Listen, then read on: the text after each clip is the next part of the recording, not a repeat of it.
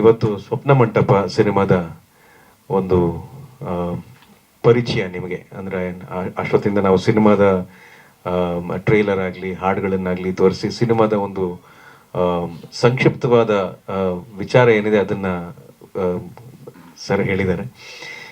ನನಗೆ ಬಹಳ ಖುಷಿ ಕೊಟ್ಟಿದ್ದ ವಿಚಾರ ಏನಪ್ಪ ಅಂತ ಹೇಳಿದ್ರೆ, ಸರ್ ಜೊತೆ ಕೆಲಸ ಮಾಡುವಂಥ ಅವಕಾಶ ನನಗೆ ಸಿಕ್ಕಿದ್ದು. ಯಾಕಂದರೆ ಅತ್ಯಂತ ಹಿರಿಯರು, ಅತ್ಯಂತ ಅನುಭವಿಗಳು, ಆಮೇಲೆ ಕರ್ನಾಟಕ ಕನ್ನಡ, ಆಮೇಲೆ ವಿಶೇಷವಾಗಿ ನಮ್ಮ ದೊಡ್ಡ ಮಾಮ ಡಾಕ್ಟರ್ ರಾಜ್ಕುಮಾರ್ ಅವ್ರ ಬಗ್ಗೆ ಹಲವಾರು ಸಂದರ್ಭಗಳಲ್ಲಿ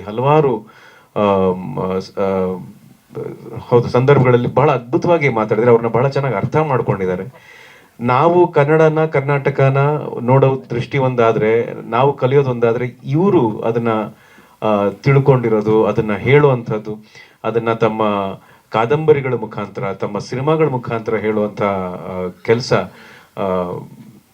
ಅದರಲ್ಲಿ ಅವಕಾಶ ಸಿಕ್ಬಿಟ್ರೆ ನಮಗೆ ಏನೋ ಒಂದು ಕಲ್ತಿದೀವಿ ಅನ್ನೋ ಥರ ಆಗುತ್ತೆ. ಇದನ್ನೇ ನಮ್ಮ ತಂದೆ ನನಗೆ ಹೇಳ್ಕೊಂಡೇ ಬರ್ತಾ ಇದ್ರು, ನೀನು ಸರ್ ಜೊತೆ ಕೆಲಸ ಮಾಡಬೇಕು ಅಂತ. ನನಗೆ ಫೋನ್ ಮಾಡಿದ್ರೆ ನನಗೆ ಬಹಳ ಖುಷಿ ಆಗೋಯ್ತು. ಸಾಲದಕ್ಕೆ ಮಾತಾಡಕ್ಕೆ ಬಂದಿದ್ದು ಸುಂದರರಾಜ್ ಅಂಕಲ್ ಕೂಡ ಬಂದಿದ್ರು, ಬಾಬು ಸರ್ ಕೂಡ ಬಂದಿದ್ರು, ನಟರಾಜ್ ಸರ್ ಎಲ್ಲ ಬಂದಿದ್ರು. ನನಗೆ ಸಿನಿಮಾಗಳಲ್ಲಿ ಕೆಲಸ ಮಾಡ್ತಿರ್ತೀವಿ, ಸಾಮಾನ್ಯವಾಗಿ ಒಂದು ಕತೆ ಕೇಳ್ತೀವಿ, ಈ ಕಥೆಲಿ ಆ ಥರ ಇದೆ, ಈ ಥರ ಇದೆ, ಏನೋ ಒಂದು ವಿಶೇಷತೆ ಇದೆ, ನಾನು ಕೆಲಸ ಮಾಡಬೇಕು, ಆಯಿತು, ಇದರಲ್ಲಿ ನನ್ನ ಪಾತ್ರದ ಬಗ್ಗೆ ಕೇಳ್ತೀನಿ, ಆಯಿತು. ಆದರೆ ಸಾರ್ ಕತೆ ಹೇಳಕ್ಕೆ ಬಂದಾಗ ನಾನು ಹೆಚ್ಚು ಕತೆ ಬಗ್ಗೆ ನಾನು ಏನಕ್ಕೆ ಗಮನ ಕೊಡಲಿಲ್ಲ ಅಂದರೆ, ಆ ಎಲ್ಲ ಗಮನವನ್ನು ಅವರೇ ಕೊಟ್ಟಿರ್ತಾರೆ. ಅವ್ರ ಜೊತೆ ಕೆಲಸ ಮಾಡೋ ಅವಕಾಶ ಒಂದು ಸಿಕ್ಕಿದ್ರೆ ನನಗೆ ಸಾಕು ಅನ್ನೋಷ್ಟರ ಮಟ್ಟಿಗೆ ನನ್ನ ಮನಸ್ಥಿತಿ ಇತ್ತು ಅವಾಗ. ಯಾಕಂದರೆ ಈ ಸಿನಿಮಾದಲ್ಲೂ ಕೂಡ ಅವರೇ ಹೇಳಿದ ಹಾಗೆ ಸ್ಮಾರಕಗಳು, ಈ ಚಾರಿತ್ರಿಕ ಸ್ಮಾರಕಗಳು, ಆಮೇಲೆ ನಮ್ಮ ಚರಿತ್ರೆ ಏನಿದೆ, ಇವಾಗ ಎಷ್ಟೋ ವಿಚಾರಗಳಲ್ಲಿ ನಮಗೆ ನಮ್ಮ ಬೇರು ಸುಮ್ಮನೆ ಹಾಗೆ ಕಿತ್ಕೊಂಡು ಹೋಗುವಂಥ ಪರಿಸ್ಥಿತಿ ಬಂದಿದೆ. ಆದರೆ ಅದು ಭಾಷೆ ಆಗಿರ್ಬೋದು, ಭಾವ ಆಗಿರ್ಬೋದು, ಚರಿತ್ರೆ ಆಗಿರ್ಬೋದು, ಹಲವಾರು ವಿಚಾರಗಳಾಗಿರ್ಬೋದು. ಈ ಸಿನಿಮಾದಲ್ಲಿ ವಿಶೇಷವಾಗಿ ಚರಿತ್ರೆ, ಒಂದು ಇತಿಹಾಸ, ಒಂದು ಸ್ಮಾರಕ, ಅದ್ರ ಹಿಂದೆ ಒಂದು ಅರ್ಥ ಇದೆ, ಅದ್ರ ಹಿಂದೆ ಒಂದು ಅನುಭವ ಇದೆ, ಅದ್ರ ಹಿಂದೆ ಒಂದು ಕಥೆ ಇದೆ. ಅವೆಲ್ಲವನ್ನು ಕೂಡ ಜನರಿಗೆ ತಿಳಿಸುವಂಥ ಒಂದು ಬಹಳ ಪ್ರಾಮಾಣಿಕ ಪ್ರಯತ್ನ. ಆ ಪ್ರಯತ್ನದಲ್ಲಿ ಭಾಷೆಗೆ ಇರುವಂಥ ಸೂಕ್ಷ್ಮತೆಯನ್ನು ನಾನು ಸರ್ ಜೊತೆ ಕೆಲಸ ಮಾಡ್ಬೇಕಾದ್ರೆ ಅರ್ಥ ಮಾಡಿಕೊಂಡೆ. ಕೆಲವೊಮ್ಮೆ ನಾವು ಸಂಭಾಷಣೆನ ಹೀಗೆ ಮಾತಾಡಿದ್ರು ನಡೆಯುತ್ತಲ್ಲ ಅಂತ ಮಾತಾಡ್ಬಿಡ್ತೀವಿ, ಆದರೆ ಯಾಕೆ ಆ ಥರ ಮಾತಾಡಬಾರ್ದು, ಏನಕ್ಕೆ ಹೀಗೆ ಮಾತಾಡಬೇಕು ಅನ್ನೋ ಒಂದು ಅರ್ಥನ ನಮಗೆ ಅವ್ರು ಹೇಳಿದಾಗ, ಹೌದಲ್ವಾ, ಇದ್ರ ಹಿಂದೆ ಎಷ್ಟೊಂದು ಜವಾಬ್ದಾರಿ ಇದೆ.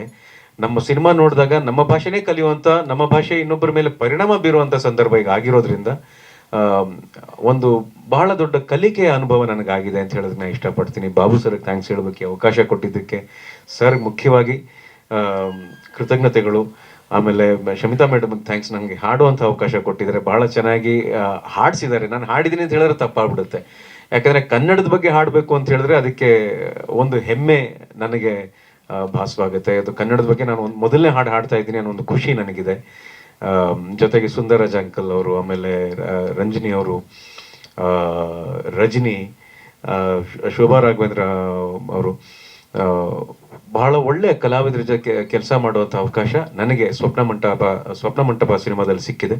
ಹಾಗಾಗಿ ಪ್ರತಿಯೊಂದು ಸಿನಿಮಾನು ಚೆನ್ನಾಗಾಗಬೇಕು ಅನ್ನೋ ದೃಷ್ಟಿಯಿಂದನೇ ಮಾಡ್ತೀವಿ, ಅನ್ನೋ ಉದ್ದೇಶದಿಂದನೇ ಮಾಡ್ತೀವಿ. ಆದರೆ ಬಹಳ ಕೆಲವು ಸಿನಿಮಾಗಳು ಒಂದು ಉದ್ದೇಶ ಬಹಳ ಮುಖ್ಯವಾಗಿರುತ್ತೆ, ಈ ಸಿನಿಮಾನ ನಾನು ಜನರಿಗೆ ತಲುಪಿಸ್ಬೇಕು, ಇದರಿಂದ ನಾನು ಏನೋ ಹೇಳಕ್ ಪ್ರಯತ್ನ ಪಡ್ತಿದ್ದೀನಿ ಅಂತ. ಆ ಉದ್ದೇಶವನ್ನು ಇಟ್ಕೊಂಡಿರೋರು ಬರಗೂರು ರಾಮಚಂದ್ರಪ್ಪ ಸರ್. ಸೊ ಹೀಗಾಗಿ ನಾನು ಅವ್ರಿಗೆ ಸಕಲ ಗೌರವವನ್ನು ಕೊಡ್ತಾ, ನಿಮಗೂ ಕೂಡ ಸಕಲ ಗೌರವವನ್ನು ಕೊಡ್ತಾ ಈ ಮಾತನ್ನು ಹೇಳ್ತಾ ಇದ್ದೀನಿ. ಈ ಸಿನಿಮಾನ ಆದಷ್ಟು ಜನರಿಗೆ ತಲುಪಿಸುವಂಥ ಪ್ರಯತ್ನ ಮಾಡಿದ್ರೆ ಈ ಸಿನಿಮಾಗೆ ಖಂಡಿತ ಒಳ್ಳೇದಾಗುತ್ತೆ. ಈ ಸಿನಿಮಾ ಮೂಲಕ ನಮ್ಮಂತಹ ಕಲಾವಿದರಿಗೆ, ತಂತ್ರಜ್ಞರಿಗೆ ಒಳ್ಳೆಯದಾಗುತ್ತೆ. ನಮಸ್ಕಾರ.